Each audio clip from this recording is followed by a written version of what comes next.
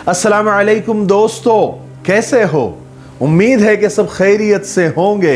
अल्लाह आप लोगों को ऐसे ही खुश रखे। आज का वीडियो हमारी औरतें ज़रूर देखें, हमारी माएँ, हमारी बहनें, हमारी बेटियां ये वीडियो ज़रूर देखें। जिनके शौहर बिगड़े हुए हैं, जिनके शौहर जालिम हैं, जिनके शौहर मारपीट करते हैं, मैं आज उनकी बीवियों को एक हथियार देने वाला हूं। ऐसा मजबूत हथियार कि बिगड़े से बिगड़ा शौहर भी अल्लाह से उम्मीद है कि सुधर जाएगा। जिसके दिल में ईमान की चिंगारी होगी वो तो 110% यानी 110% सुधर ही जाएगा। तो आज का हथियार क्या है वो जानने के लिए आपको मैं एक छोटा सा किस्सा सुनाता हूं। किस्सा खत्म होते होते आप समझ जाएंगे कि वो हथियार कौन सा है।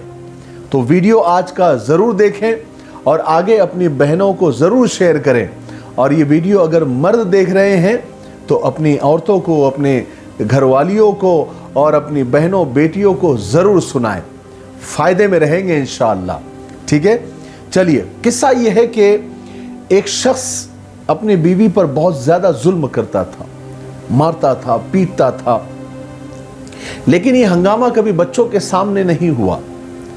एक दिन हुआ है कि वो बहुत ही ज़्यादा गुस्से में आ गया और काबू से बाहर हो गया और शैतान ने इतना उसको वर्गलाया कि उसने अपने मासूम बच्चों के सामने उनकी माँ को यानी अपनी बीवी को खूब मारा, खूब पीटा।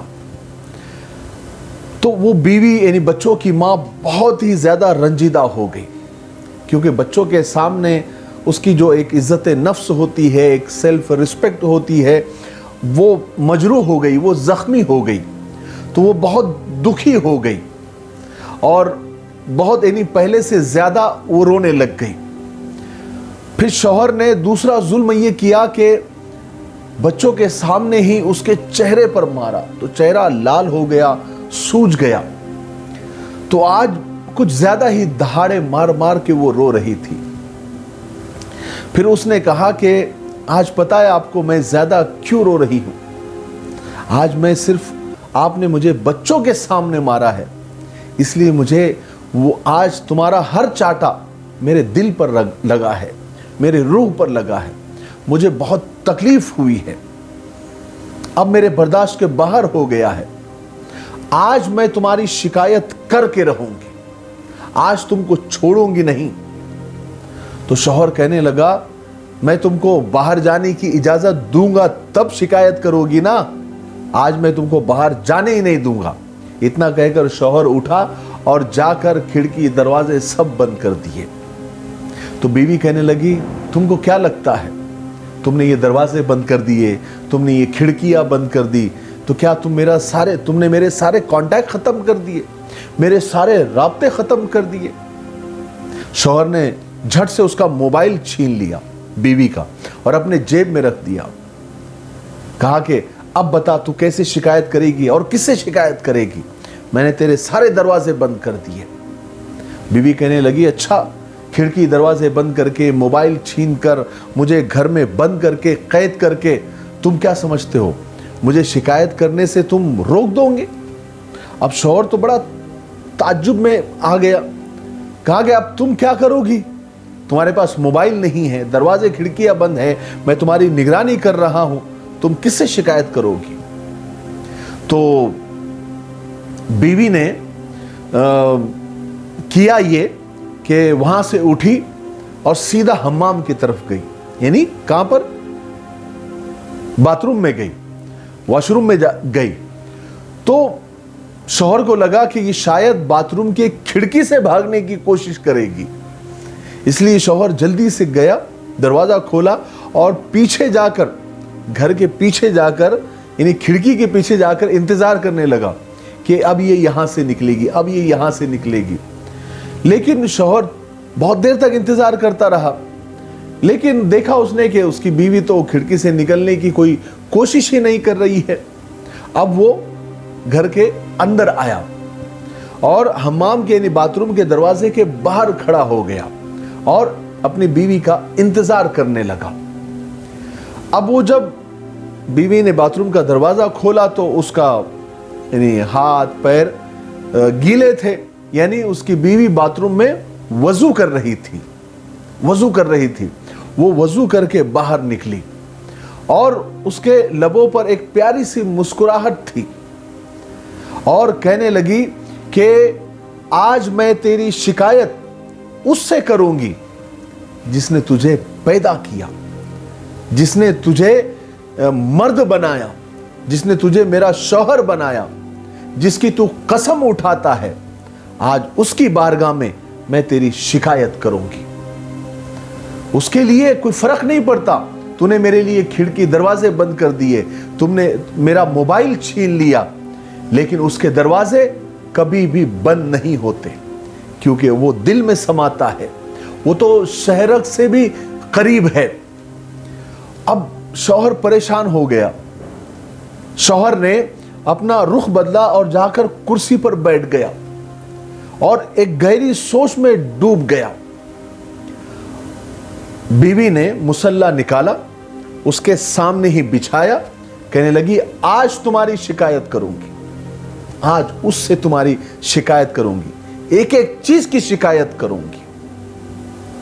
اب شوہر اندر سے اندر ذرا کتنا بھی بے دین انسان ہو، چاہے شرابی ہو کبابی ہو، لیکن اگر ایمان کی ذرا سی بھی چنگاری اس کے دل میں ہے تو وہ ڈرے گا ضرور، بد دعاؤں سے ڈرے گا ضرور۔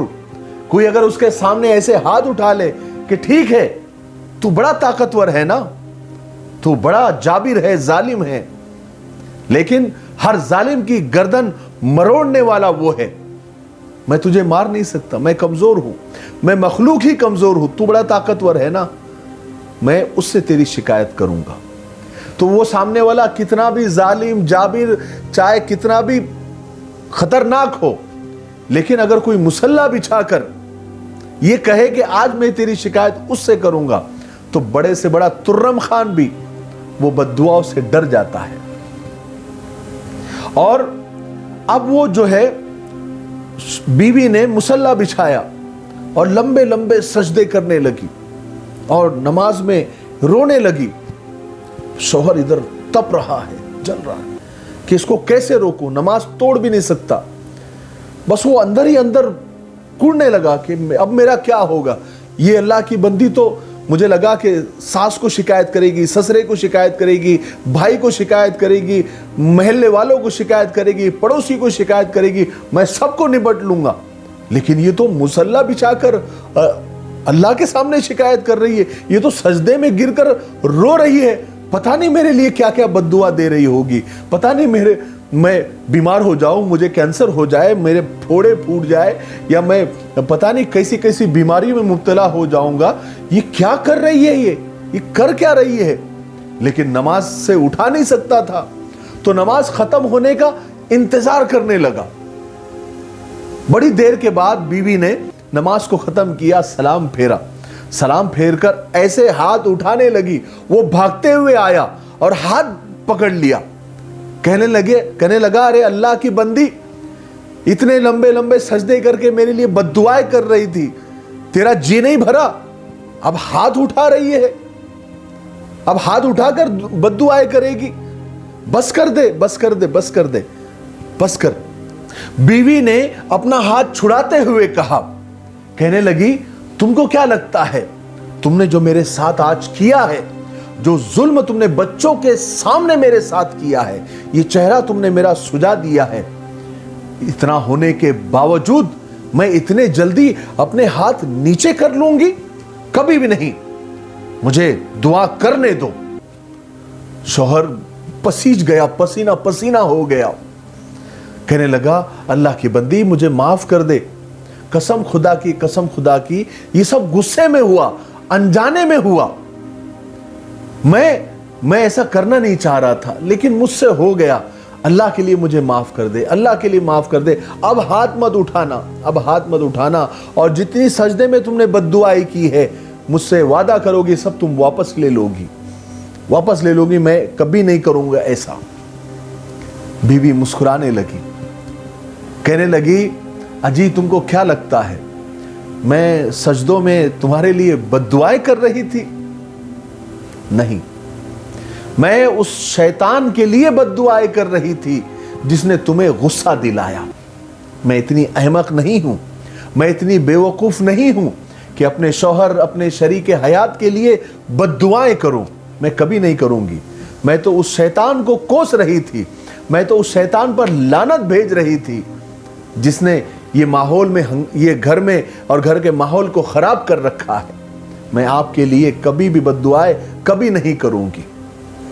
لیکن جب شوہر نے یہ سنا کہ بیوی تو میرے لیے دعا کر رہی تھی اور شیطان کو کوس رہی تھی، تو اس کے آنکھوں سے آنسو جاری ہو گئے۔ اس نے اپنے بیوی کے ہاتھوں کو بوسہ دیا اور کہنے لگا کہ آج سے میں وعدہ کرتا ہوں میں کبھی بھی برائی کے ارادے سے تم کو ٹچ بھی نہیں کروں گا۔ یہ ہوتی ہے نیک بیویاں۔